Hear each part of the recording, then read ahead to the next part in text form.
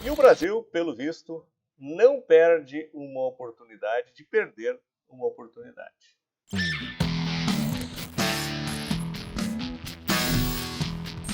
Olá, amigos e amigas da Focalize, sejam muito bem-vindos ao nosso bate-papo na sexta. E hoje, uma sexta-feira quase que explosiva, né?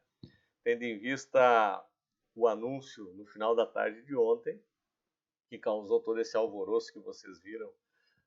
Não foi nem durante o dia, foi durante a noite já, porque durante o anúncio, teoricamente, né, o anúncio era para ser bom novamente. Por incrível que pareça, outubro do ano passado, com aquele desastre que foi o anúncio de corte de gastos vindo com a isenção do imposto de renda, que causou aquele estrago, que vocês devem lembrar, era de se imaginar que, olha, eles aprenderam alguma coisa com aquele episódio, né? Não vão repetir. Mas eles conseguiram ontem repetir o mesmo erro do ano passado. Por quê? Porque estavam anunciando um contingenciamento, ou seja, um corte nas despesas, inclusive muito melhor do que a expectativa, muito mais crível, muito mais real, que traria um impacto certamente bem positivo nos mercados. Não, só isso não adianta. Nós temos que trazer um pouquinho de confusão no meio disso e aí anunciam a mudança no IOF. Né? O IOF em câmbio, o IOF em créditos e, inclusive, um IOF na previdência privada, que é um recurso de longo prazo. Ou seja, é aquele recurso que, teoricamente, não é para movimentações rápidas. É recurso de longo prazo, ou para aposentadoria, ou para sucessão, ou para deixar algum recurso para familiares, enfim. Nem esse escapou. Pois muito bem. Só que foi tão mal pensado, né, a loucura que fizeram ontem, que causou um estrago. O aftermarket, o dólar disparou, o, o índice médio da Bolsa Brasileira chegou a cair quase 4% no aftermarket. E em vários setores, especialmente a indústria de fundos multimercados, que se utiliza do processo de aportar recursos fora do país e seus fundos, quebraria da noite para o dia, porque tornaria inviável esse tipo de prática. Entre outras coisas, né, muito provavelmente esses agentes conseguiram entrar em contato com o Ministério da Fazenda e tiveram que esclarecer para o ministro Haddad e seus técnicos que provavelmente eles não estavam sabendo o que estavam fazendo e a emenda ia sair pior que o soneto. Recuaram, né? Menos mal, né? Então vamos ter essa leitura, né? Foi menos mal, os impactos do mercado foram atenuados, a gente já vai ver o comportamento dos gráficos como aconteceu, mas causa uma preocupação, porque nitidamente mostra que não sabem o que estão fazendo. Né? E a partir do momento que tem não só a questão do controle do fluxo de capitais, na questão da tributação do EF, que já é ruim, né, porque causa insegurança, especialmente imagina um estrangeiro olhando para esse quadro e vai dizer, esses caras mudam a regra no meio do jogo, não vamos levar dinheiro para lá. Isso é um ponto. Mas o segundo ponto, e o principal, é que quando se toma esse tipo de decisão, especialmente olhando só para o lado da arrecadação, isso ficou claro quando anunciaram os 21 bilhões para esse ano, mais 40 para o próximo, que não mediram os impactos, por exemplo, na movimentação da taxa de juros futuro, que aumentaria o custeio, o carrego da dívida muito mais do que esse valor arrecadado. Então, é um olhar muito mais curto prazista do que de médio e longo prazo. E, no final das contas, são sempre os mesmos que acabam pagando a conta. E a questão de IOF para empréstimo, para PJ, é uma loucura, né? Eu estava escutando hoje a declaração do técnico da Receita falando, dando o exemplo de uma empresa que ia pegar emprestado 10 mil e ao invés de 180 reais ia pagar 390 reais. Uma pequena diferença. Eu cheguei a pensar, não é possível que ele está falando uma coisa dessa.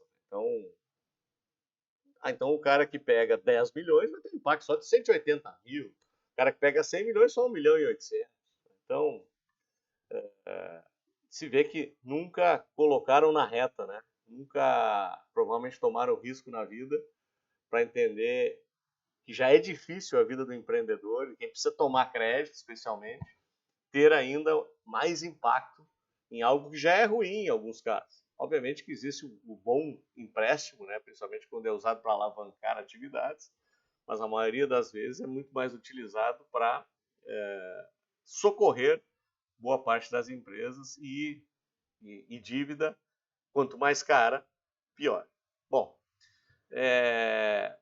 o fato é que, bom, deixa eu mostrar os gráficos aqui, que eu acho que fica mais ilustrativo. Eu já vou colocar o comportamento do dólar, né? E o dólar, ele acabou voltando, parte pelo recuo, né, por parte das autoridades, mas também porque o dólar caiu no mundo inteiro hoje, especialmente com a decisão do Trump lá de anunciar, esse outro maluco, né, anunciando agora a possibilidade de 50% para a União Europeia. Então, vocês já vão ver o gráfico das ações lá na Europa também, despencaram. E isso, parte dessa queda, desse recuo, se deu em função disso também, porque olha só o comportamento ontem, depois do after, né? Chegou próximo dos 5,80, novamente rompendo a média, e estávamos numa trajetória descendente. E agora estamos aqui novamente flertando com essa mesma região dos 5,60, que tem sido um suporte bem relevante. Vamos aguardar aqui os próximos capítulos. E o IBOV, ele refletiu, em certa medida, o ajuste ocorrido na precificação de ontem, né? Mas à medida que as melancias foram se ajeitando e o próprio recuo por parte do governo promovendo algumas mudanças e atenuando alguns impactos negativos, especialmente ligados ao controle do capital externo, né? Acabou que o índice recuou, deixou uma figura interessante. Esse martelo em cima da média de 21 períodos é uma boa figura, porque ela promove o ajuste dos indicadores, porque estava espichado, né?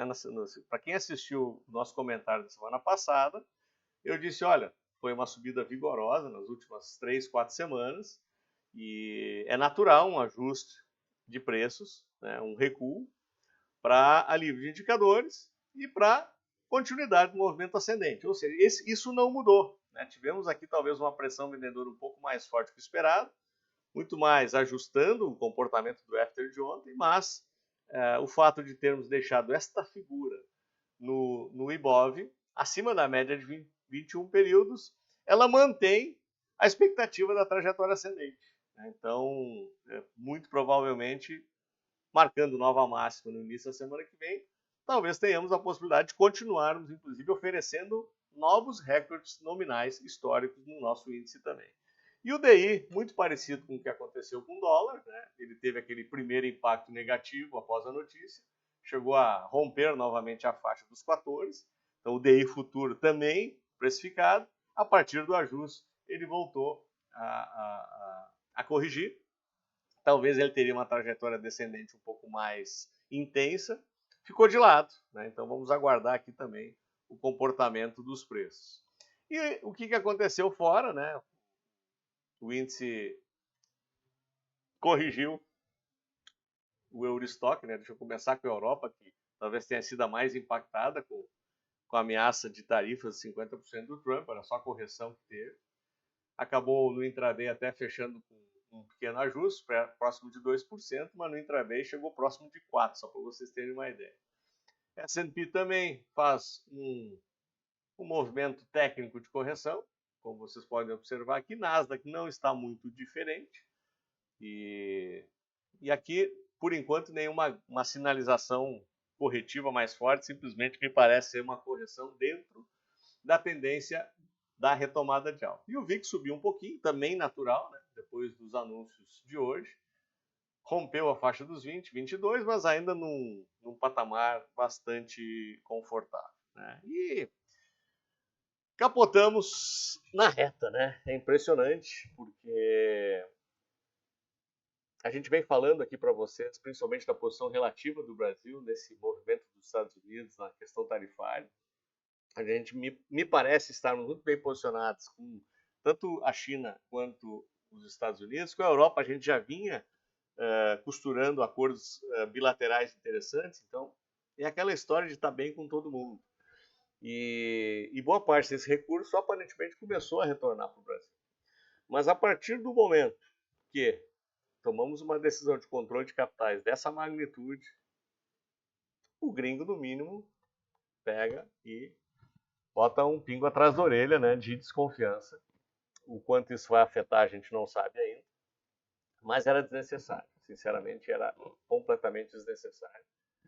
E eu acho que as consequências tendem a ser piores do que os benefícios dessa mudança. Então, essa sanha tributária que a gente vem observando nos últimos anos, ela precisa terminar. Né?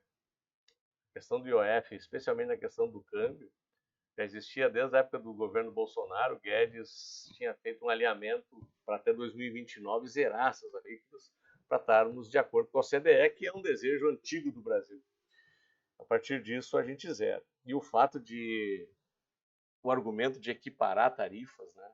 Distorções, na verdade, então a gente, ao invés de zerar a tarifa que está distorcida, a gente aumenta a outra. Então, realmente, não tem mais o que dizer. Vamos aguardar. Semana que vem é uma semana nova, as coisas vão continuar andando, vão continuar se ajustando. Acabou ficando menos pior do que poderia ter sido, né? O recuo realmente foi providencial, mas o sinal básico, de novo, foi errado. Veremos. Pessoal, se gostaram, deem seu like, assinem nossos canais, espero que tenham, se possível, todos um ótimo final de semana e vejo vocês no nosso próximo vídeo. Até lá.